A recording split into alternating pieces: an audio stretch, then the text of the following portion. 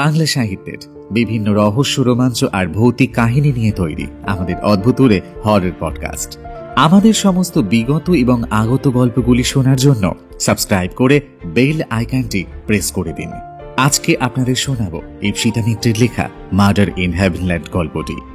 হুগলি নিবাসী ইপসিতা বর্তমানে রবীন্দ্র ভারতী বিশ্ববিদ্যালয় থেকে ইংলিশে মাস্টার্স করছেন। 2020 সালে অদ্ভুতুরের হাত ধরেই ভৌতিক, অলৌকিক এবং থ্রিলার ধর্মী লেখার সূত্রপাত তাঁর। অদ্ভুতুরে হরর 100 অনুগল্প সংকলনে বেশ কিছু গল্প স্থান পায় তাঁর। এছাড়া কবিতা ও গানের লিরিক্স লেখা, সেগুলি নিয়ে নিজের ইউটিউব চ্যানেলে গান বাঁধা আর অবসরে বই পড়া, ছবি আঁকা এসব নিয়েই সময় কাটে ইপসিতার। গল্পটির পর্ব পরিচালনা এবং নাট্যরূপ সুচন্দ্রা, গল্পের সূত্রধর এবং পাঠে আমি পূর্ণেন্দু। শুরু হচ্ছে মার্ডার ইন হেভেনল্যান্ড।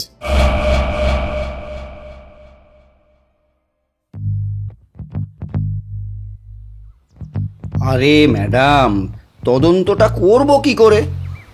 লাশ এবং খুনি দুজনেই তো গায়েব।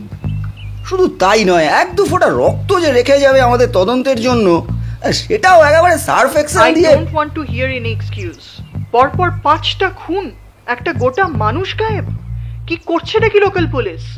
I want the culprit behind the bars. মুখের ওপর ফোনটা কেটে দিলেন শিলিগুড়ি থানার নতুন ওসি মিস অদ্রিজা সেনগুপ্ত। বিরক্তি সহকারে ফোনটা পকেটে রেখে আধপোড়া সিগারেটটা ছুঁড়ে ফেলে রামকিলানকে গালাগাল করতে করতে বেরিয়ে এলেন প্রধান নগর থানার ইন্সপেক্টর মনোরঞ্জন।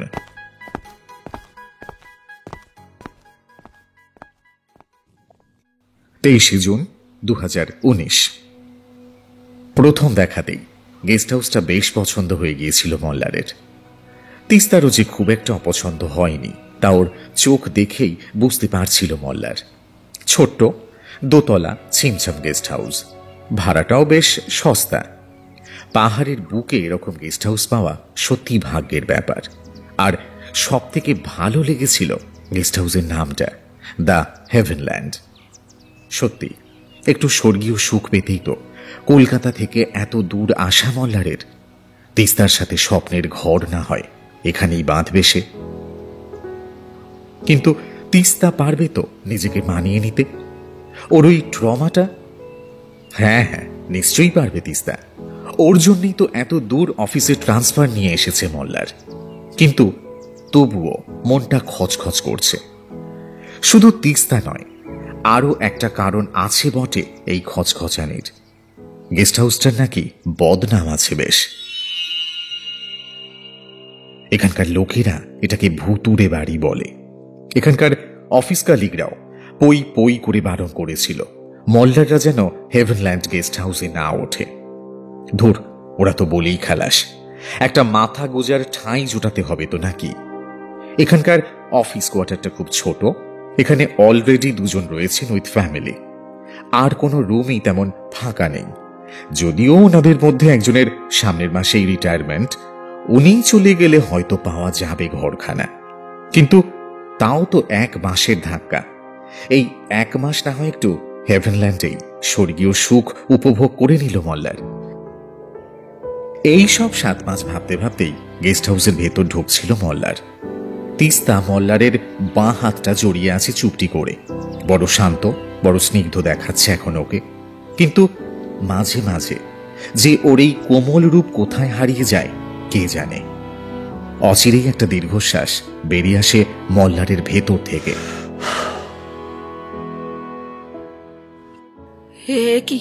কি তুমি?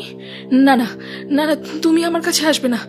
না, তুমি, হ্যাঁ তুমি আমাকে মারতে চাও। আমি জানি তুমি আমাকে মেরে ফেলতে চাও। আমার কাছে আসবে না তুমি। না না। হাতের মুঠোতে ছুরিটা উঁচিয়ে ধরে চিৎকার করে যাচ্ছে তিস্তা। ওর চোখে মুখে একটা আতঙ্কের ছায়া। প্রবল উত্তেজনার ফলে এই শীত প্রধান শহরের হিমেল রাতেও সারা শরীর ঘেমে উঠেছে তার। ওর পরনের মেরুন রঙের নাইট ড্রেসটা ঘামে ভিজে গিয়েছে পুরো। থরথর করে কাঁপছে তিস্তা। ওর সুন্দর রেশমি চুলগুলো এখন আলু থালু, অগোছালো। বড্ড বিধ্বস্ত দেখাচ্ছে তিস্তাকে। তিস্তার এমন চেহারা দেখে কান্না পেয়ে গেল মল্লারের। শত চেষ্টা করেও থামাতে পারছে না তিস্তাকে।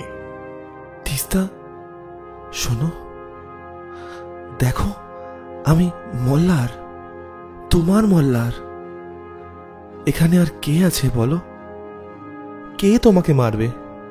কেউ নেই। দেখো, এবার শান্ত হও লক্ষ্মীটি, শান্ত হও একটু। মল্লার শান্ত কণ্ঠে তিস্তাকে বোঝানোর চেষ্টা করে যাচ্ছে, কিন্তু ওর এই চেষ্টা যে ব্যর্থ হচ্ছে প্রতি মুহূর্তে তা বেশ ভালো মতোই বুঝতে পারছে ও। তিস্তা বিস্ফারিত চোখে চেয়ে আছে সামনের বড় কাচের জানলাটার দিকে। এখন যদিও জানলাটা বন্ধ, কিন্তু পর্দাটা সরানো। শোবার আগে পর্দাটা টেনে দিতে ভুলে গিয়েছিল বোধহয় মল্লার, তাই ওখান থেকে এক ফালি অন্ধকার চুইয়ে এসে পড়েছে ওদের ঘরের ভেতর। মল্লার একবার জানলাটার দিকে তাকালো। তিস্তা কি কিছু দেখে ভয় পেয়েছে? ওই তো ওই তো ওই ওই বউটা, হ্যাঁ ওই ওই ওই পাহাড়ি বউটা আমাকে মেরে ফেলবে, ও আমাকে আমাকে শেষ করে দেবে। ওই যে ওখানে ছিল, তোমরা তোমরা কেন বিশ্বাস করছো না আমাকে? ওখানে দাঁড়িয়ে ছিল মল্লার, দেখো তুমি ভালো করে। তিস্তা জানলাটার দিকে নির্দেশ করে বলে যাচ্ছিল কথাগুলো। তিস্তার কণ্ঠে উদ্বেগ, ওর উগ্রতাটা এবার যেন আগের থেকে একটু স্থিমিত হয়েছে বলে মনে হলো। মল্লার অতি সাবধানে তিস্তার হাত থেকে ছুরিটা কেড়ে নিয়ে ছুঁড়ে ফেলে দিল মেঝেতে। না, এ ঘরে ছুরি কাঁচি এসব কিছু রাখলে চলবে না আর। তিস্তা মাঝে মাঝে এমন উগ্র হয়ে যায়, কে জানে কখন কি অঘটন ঘটিয়ে বসে। মল্লার তো আর সবসময় থাকতে পারে না ওর কাছে।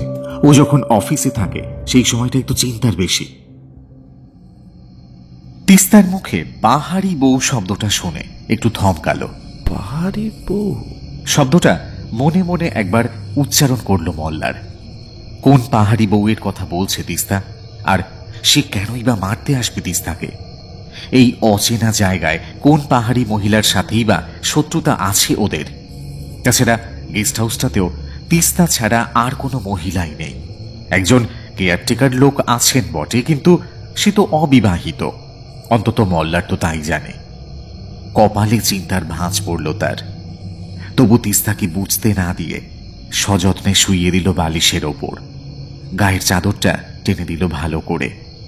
মাথায় আলতো করে হাত বোলাতেই গভীর ঘুমে তলিয়ে গেল তিস্তা। তিস্তা ঘুমিয়ে পড়লে মল্লার একবার কাচের জানলাটার সামনে এসে দাঁড়ালো। জানলাটা খুলে বাইরে মুখ বাড়িয়ে দেখল সত্যি কোনো অস্বাভাবিকতা আছে কিনা। না, কিছুই তেমন চোখে পড়ল না তার। বরং একরাশ হিম ধরা হাওয়া হু হু করে ঢুকে কাঁপুনি ধরিয়ে দিল সারা শরীরে। জানলাটা দ্রুত বন্ধ করে পর্দাটা ভালো করে টেনে দিয়ে বিছানায় ফিরে এসে তিস্তার পাশে শুয়ে পড়ল চুপ করে। তিস্তা এখন অঘরে ঘুমোচ্ছে। ঘুমোলে তিস্তাকে একদম নিষ্পাপ শিশুর মতো লাগে, কিন্তু মল্লারের চোখে ঘুম এলো না কিছুতেই। একটু আগে ঘটে যাওয়া ঘটনাটা তাকে বেশ ভাবাচ্ছে। গত বছর তিস্তার বাবার জামশেদপুরের বাড়িতে আকস্মিক মৃত্যু হয়, যেটা তিস্তা মেনে নিতে পারেনি।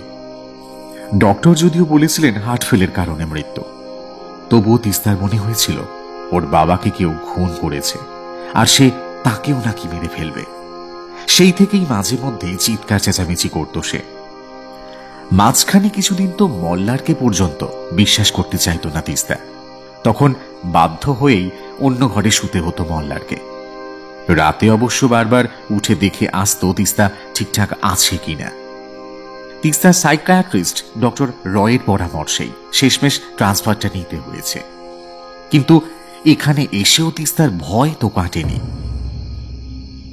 তখন তিস্তা যা বলছিল তা সবই কি ওর হ্যালুসিনেশন, নাকি এই গেস্ট হাউসে সত্যি এমন কিছু আছে যা ভয়ানক? অফিস যাওয়ার জন্য তৈরি হচ্ছিল মল্লার। কেয়ারটেকার লোকটা ব্রেকফাস্ট দিয়ে গেছে টেবিলে। অবশ্য লোকটাকে শুধু কেয়ারটেকার না বলাই ভালো। জুতো সেলাই থেকে চণ্ডীপাঠ সব ওই করে। ওর নাম রামকিলান। তিস্তার মানসিক অসুস্থতার কারণে রান্নার দায়িত্বটাও ওর ঘাড়ে সঁপে দিয়েছে মল্লার। তবে নিরাশ করেনি রামকিলান। রান্নার হাতটি তার খাসা। তিস্তা স্নান করছে।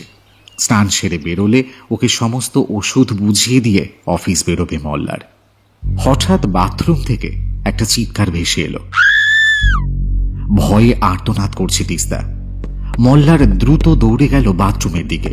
বাথরুমের দরজায় নক করে উৎকণ্ঠা ভরা গলায় ডাকতে লাগলো, তিস্তা, তিস্তা, দরজা খোলো তিস্তা। কি হয়েছে? ওরকম ভাবে চিৎকার করলে কেন তিস্তা? তিস্তা, তিস্তা। ঠিক সেই সময় বাথরুমের দরজা খুলে হুড়মুড়িয়ে বেরিয়ে এসে মল্লারকে দেখতে পেয়ে ওর বুকে আছড়ে পড়ল তিস্তা। থরথর করে কাঁপছে। ভয়ে আতঙ্কে কুঁকড়ে গেছে ওর সারা শরীর। মল্লার এবার নরম সুরে জিজ্ঞাসা করল, কি হয়েছে তিস্তা? তিস্তা কাঁপা কাঁপা হাতে বাথরুমের শাওয়ারের দিকে আঙুল দেখিয়ে বলল, রক্ত, শাওয়ার থেকে রক্ত পড়ছে মল্লার, দেখো। তিস্তার কথা শুনে অবাক হয়ে বাথরুমে গিয়ে নিজে চেক করে দেখল মল্লার। কোথায় তিস্তা? এই তো দিব্যি জল পড়ছে। মল্লারের স্বাভাবিক উত্তর ভেসে এলো শাওয়ার কিউবিকল থেকে। কিন্তু তিস্তা এখনো ভয়ে সিঁটিয়ে, ওর চোখ আটকে ওই শাওয়ারের দিকেই। মল্লার তিস্তাকে বুকে টেনে নিয়ে ওর কপালে একটা আলতো চুমু খেয়ে বলল, কিছু হয়নি, ভয় কিসের? দেখো সব কিছু ঠিক আছে। ভয় পেলে শিশুরা যেমন মুখ লুকোয় মায়েদের বুকে, তিস্তাও যেন ওইভাবে মুখ লুকোলো মল্লারের চওড়া বুকে। বেশ কিছুদিন কেটে গেলেও তিস্তার ট্রমাটা এখনো কাটেনি, বরং উল্টে আরো বেড়ে গেছে আগের থেকে। তিস্তার ওই প্রাণোচ্ছল প্রাণবন্ত চেহারাটা কেমন ফ্যাকাশে শীর্ণকায় হয়ে পড়ছে দিনকে দিন। ঠোঁট দুটো ফাটা ফাটা, চোখের নিচে কালি, আর সর্বক্ষণ যেন কোন এক অজানা ভয়ে সিঁটিয়ে থাকে সে। এর জন্য নিজেকেই দায়ী করছে মল্লার। সত্যি কি ওর এই গেস্ট হাউসে আসা উচিত হয়নি? সত্যি কি এই গেস্ট হাউসে এমন কিছু আছে? কিন্তু তাই যদি হবে, তাহলে মল্লার কেন সেটা অনুভব করতে পারছে না? বারবার শুধু কেন তিস্তাই? আচ্ছা, লোকে যে বলে রাস আলগা না কি সব, যেন তিস্তার ক্ষেত্রেও কি এরকম কিছু হচ্ছে? ধুর, না না, এসব কি ভাবছে মল্লার? ও কি এইসব কুসংস্কারে বিশ্বাস করছে নাকি আজকাল? কিন্তু এই মুহূর্তে তো অন্য কোথাও থাকার জায়গা খোঁজাটাও ডিফিকাল্ট তার পক্ষে। বাড়ি খুঁজতে সময়ও লাগবে বেশ কিছুদিন, আর কলকাতায় ফিরে যাওয়া তো আরো অসম্ভব। ঘরের লাগোয়া ব্যালকনিতে এসে এইসব কথাই চিন্তা করছিল মল্লার। রাত গভীর হয়েছে, তিস্তা অঘরে ঘুমোচ্ছে। কিন্তু কতক্ষণ স্বাভাবিকভাবে ঘুমোতে পারে তিস্তা, সেটাই হচ্ছে প্রশ্ন। একটা সিগারেট ধরালো মল্লার।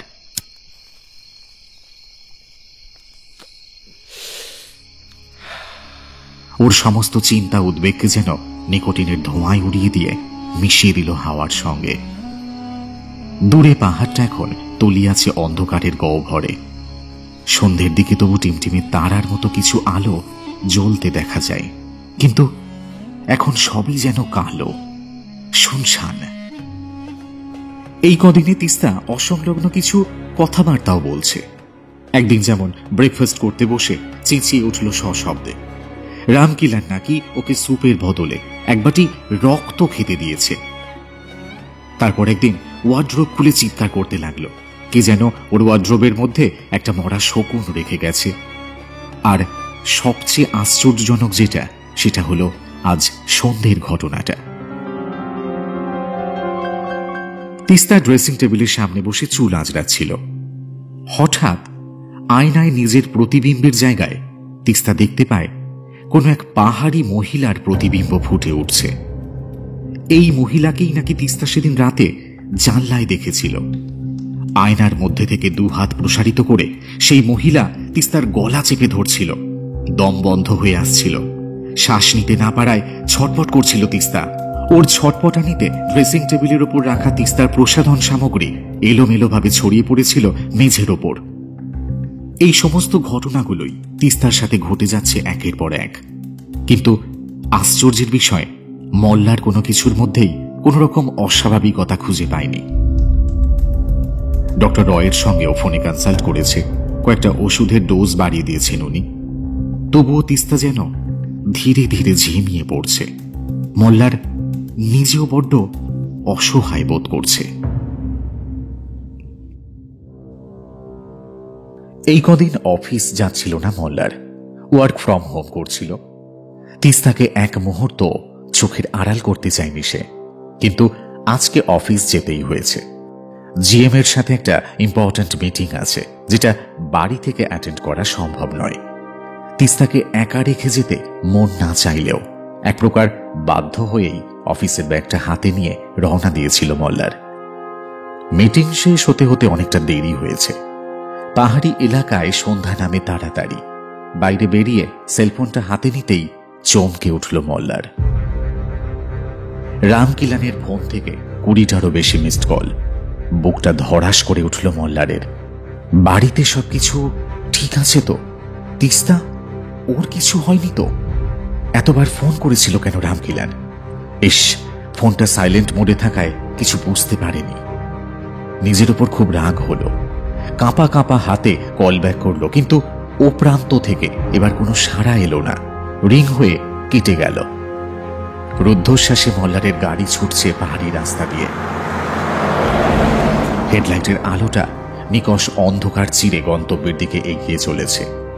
কি কঠিন সত্য ওর জন্য অপেক্ষা করে আছে হেভেনল্যান্ডে কে জানে। ঠান্ডার মধ্যেও দরদর করে ঘামছে মোল্লার। উত্তেজনায় ফেটে পড়তে চাইছে সারা শরীর। হাজারো উদ্বেগ যেন বেত্রাঘাত করে চলেছে মস্তিষ্কে। চোখের সামনে ভেসে উঠছে তিস্তার মুখটা। গেস্ট হাউসে পৌঁছে কোন রকমে গাড়িটা পার করে মোল্লার দ্রুত দৌড়লো ওদের বেডরুমের দিকে। ঘরের দরজা হাট করে খোলা, কোনো সারা শব্দ নেই। ধীর পায়ে ঘরে ঢুকেই দেখতে পেল তিস্তা বিছানার ওপর পড়ে আছে। শ্বাস প্রশ্বাস চলছে বলে মনে হচ্ছে না। মোল্লার কাছে গিয়ে দেখল তিস্তার কষ পেয়ে রক্ত পড়ছে। চোখের নিচে কালশিটেটা আরো কালচে হয়ে গেছে। সারা শরীরে যন্ত্রণার ছাপ।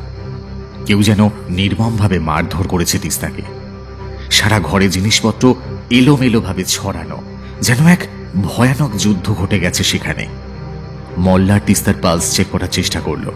নাকে হাত দিয়ে দেখল শ্বাস পড়ছে কিনা। বুকে কান পেতে শোনার চেষ্টা করলো হৃৎপিণ্ডের ধূপকুনি। না, কিছু টের পাচ্ছে না সে। মোল্লার কাতর কণ্ঠে ডেকে চলেছে সমানে তিস্তার নাম ধরে, তিস্তা, তিস্তা, চোখ খোলো তিস্তা। কিন্তু কোনো সাড়াই এলো না তিস্তার নিথর দেহ থেকে। উত্তেজিত কণ্ঠে মোল্লার ডাক দিল এবার রামকিলানকে। রামকিলান, রামকিলান।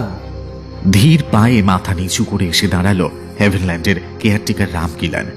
কি কি হয়েছে আমার তিস্তার? সকালে তো ঠিকঠাকই ছিল, হঠাৎ কি হলো? রামকিলান চুপ করে মাথা নিচু করে দাঁড়িয়ে থাকে। মোল্লারের কণ্ঠে উত্তেজনার সাথে এবার মিশেছে ক্রোধ আর ক্ষোভ। কি হলো, বলো কি হয়েছে ওর? রামকিলান আধা হিন্দি আধা বাংলায় সংক্ষেপে বিবরণ দিল ঘটনাটার। তিস্তা ম্যাডাম अचानक बहुत চিৎকার করছিল সাব, বারবার कुछ বলছিল, ঠিক याद আসছে না। हाँ याद आया, मैडम বলছিল আমাকে মেরো না, আমি कुछ करीনি। फिर रोने लगा अपने आप। अंदर कोई था या नहीं था वो हम ना जाने साहब। दरवाजा अंदर से बंद था और सामान टूटने का आवाज भी আসছিল साहब। তিস্তার চিৎকার শুনে রামকিলান দরজায় ধাক্কা দিয়েছিল অনেকবার, কিন্তু তিস্তা দরজা খুলে বাইরে আসেনি। রামকিলান কি করবে বুঝে উঠতে না পেরে মোল্লারকে ফোন করেছিল অনেকবার, কিন্তু ফোন না ধরায় শেষে বাধ্য হয়েই দরজা ভেঙে ভেতরে ঢোকে আর দেখে যে মাটিতে লুটিয়ে পড়ে আছে তিস্তার দেহটা। তারপর রামকিলান নিজেই তিস্তাকে বিছানায় তুলে নিয়ে গিয়ে শুইয়ে দেয়। ডক্টরকে খবর দিয়েছো? উত্তেজিত কণ্ঠে বলে ওঠে মোল্লার। রামকিলান ঘাড় নেড়ে জানালো, না। ডক্টরকে খবর দাওনি কেন? Damn it! এবার রাগে দুঃখে মোল্লারের দু চোখ দিয়ে অঝরে জল পড়তে থাকে, আর একটা অসহায় গোঙানি বুক চিরে বেরিয়ে আসে তার। ডক্টর এসে পরীক্ষা করে জানালেন, I am extremely sorry, Mr. Mukherjee. Your wife is no more. It was too late. It seems this happened due to a lot of anxiety. আমাদের এখানে বিশেষ কিছু করবার ছিল না, আর একটু আগে এলে হয়তো কিছু সম্ভব হতো। ডক্টর আরো অনেক কথাই বলে যাচ্ছিলেন, কিন্তু মল্লারের কানে কিছুই ঢুকছিল না। তিস্তার শোকে যেন স্তব্ধ হয়ে গেছে মল্লার। তিস্তা যে আর নেই তা যেন বিশ্বাসই করতে পারছিল না সে। তিস্তা ওকে ছেড়ে যেতে পারে না, কিছুতেই যেতে পারে না। ডক্টর চলে যাওয়ার পর ধপ করে মাটিতে হাঁটু বেড়ে বসে কান্নায় ভেঙে পড়ল মল্লার। কান্না ভেজা কণ্ঠে মুখ দিয়ে বেরিয়ে এলো এক তীব্র আর্তনাদ।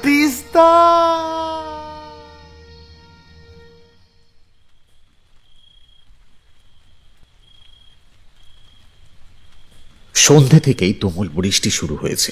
মনে হচ্ছে গোটা আকাশটাই যেন ভেঙে পড়বে। গেস্ট হাউসের নিচের তলায় একটি এক কামরার ঘরে একটা 60 পাউন্ডের হলদে বাল্ব জ্বলছে। ঘরে দুজন মানুষ, রামকিলান আর তার বউ বিন্দিয়া, ফিসফিস করে কথা বলছে নিজেদের মধ্যে। হঠাৎ রামকিলানের ঘরে এক যুবকের প্রবেশ। পরনে লং ওভারকোট, মাথায় একটা কালো হ্যাট, টুপিটা এত নিচে নামিয়ে রেখেছে যে মুখটা বোঝা যাচ্ছে না ভালো করে। ওয়েল ডান, দারুণ পারফরম্যান্স। কাজটা যে এত তাড়াতাড়ি হয়ে যাবে ভাবতেই পারিনি। হাততালি দিয়ে উচ্ছ্বসিত কণ্ঠে বলে উঠল সেই যুবক। রামকিলান মুখটা দেখার চেষ্টা করছে সেই যুবকের। ঘরের মাঝখান দিয়ে একটা পর্দা জাতীয় কিছু কাপড় টাঙানো। পর্দার ওপারে এক পাহাড়ি মহিলা বসে কিছু যেন কাটছে। ভোঁতা একটা চপচপ আওয়াজ হচ্ছে, মাংসের দোকানে যেরকম আওয়াজ হয়। যুবক এবার মাথা থেকে টুপিটা খুলল। মল্লার! কিন্তু এ কোন মল্লার? এ তো স্ত্রীর শোকে পাথর হয়ে যাওয়া মল্লার নয়। এই মল্লারের চোখে মুখে এক ভয়ঙ্কর নিষ্ঠুরতা, মুখে বাঁকা একটা হাসি। রামকিলান, তুমি নিজে বিবাহিত হয়েও যে এতদিন অবিবাহিতের নাটক করে গেছো, এটা কিন্তু অসাধারণ। তা কি দিয়ে খতম করলে? গলা টিপে নাকি শুধু ভয় দেখিয়েই? তিস্তা যখন আজ ঘর থেকে বেরোতে চেয়েছিল তখন তুমি দরজাটা বাইরে থেকে বন্ধ করে দিয়েছিলে, তাই না? রামকিলানকে উদ্দেশ্য করে কথাগুলো বলে যাচ্ছে মল্লার। এত দিনে আমার পথের কাঁটা সরল। একদম ঠিক ভাবতো তিস্তা, একদম ঠিক ভাবতো। ওকে কেউ মারতে চায়, খুন করতে চায়। আমি এতদিন ভয় দেখিয়েছি ওকে, মৃত্যু ভয়, যাতে ওর ওই ট্রমাটা আরো বেড়ে যায়। ভালো স্বামীর নাটক এতদিন ধরে অনেক করেছি। আজ আমি মুক্ত।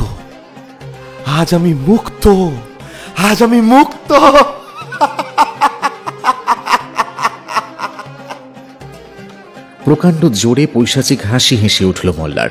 তারপর আনন্দে আত্মহারা হয়ে আবার বলতে শুরু করলো। এমনি তিস্তাকে নির্জন নিরিবিলিতে নিয়ে এসেছিলাম নাকি? কলকাতায় এত লোক, ওখানে ঠিক কাজ হাসিল হচ্ছিল না। ওর ওই বুড়ো বাপটাকে আমি মেরেছিলাম ভয় দেখিয়ে। ইনহেলারটা বার দিতে বলেছিল সেদিন। কত ভিক্ষা করেছিল, দিয়ে দাও বাবা, দিয়ে দাও। শালা বুড়ো ভাম। ওর বাপটার পরে এবার টার্গেট ছিল তিস্তা। আজ আমার সেই টার্গেটও পূর্ণ হলো। কোনো মিটিং ছিল না আজকে আমার, ইচ্ছা করেই তো ফোনটা ধরিনি আমি। আর ওর ওই সাইকিয়াট্রিস্ট, সে তো আমারই ক্লাসমেট ছিল, তাই আমি যা বলেছি তাই বিশ্বাস করেছে সে। নিজের বন্ধুকে কেউ অবিশ্বাস করে, আবার সে যদি বউয়ের প্রতি এত কনসার্ন হয়। হ্যাঁ,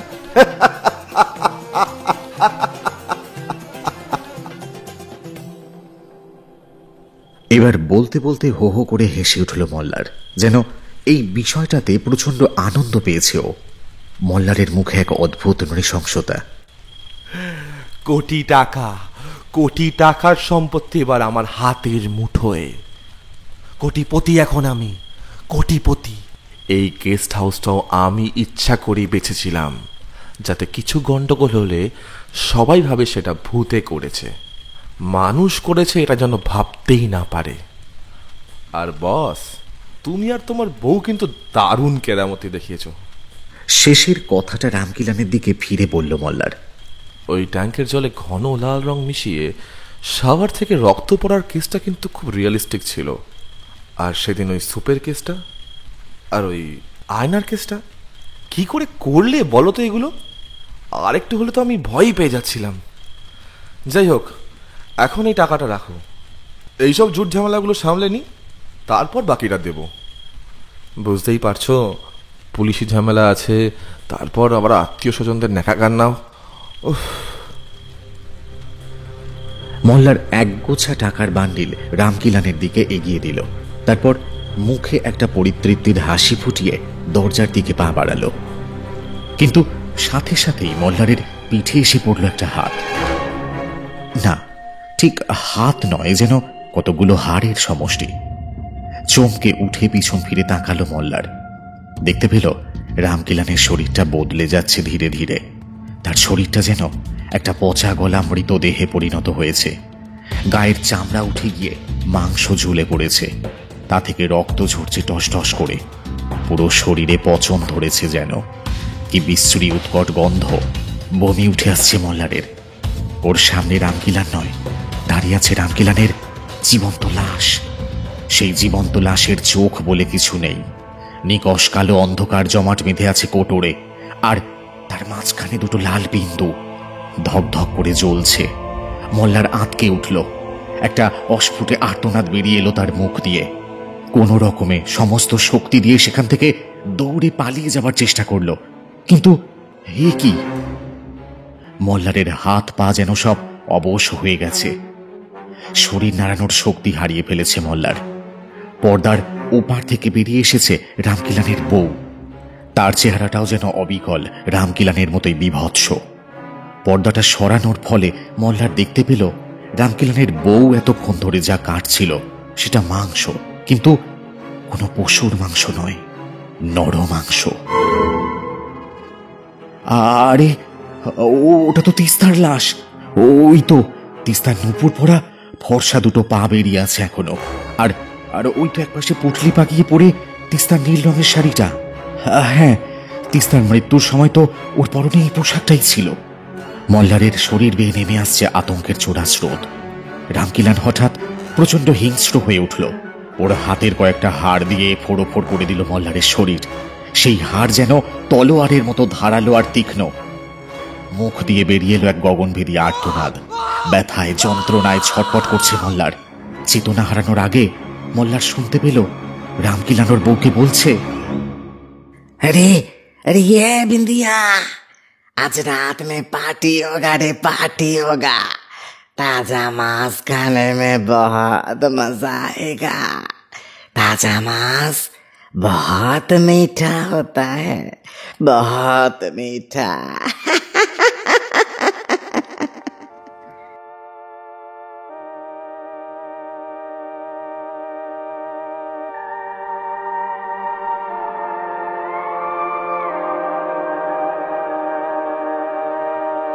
Rivers run dry, dust breaths in the air.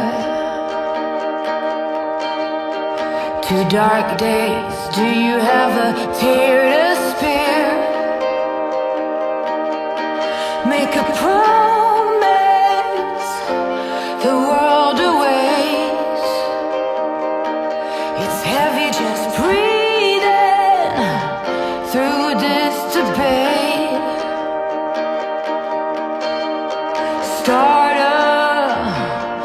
Come on, start a riot.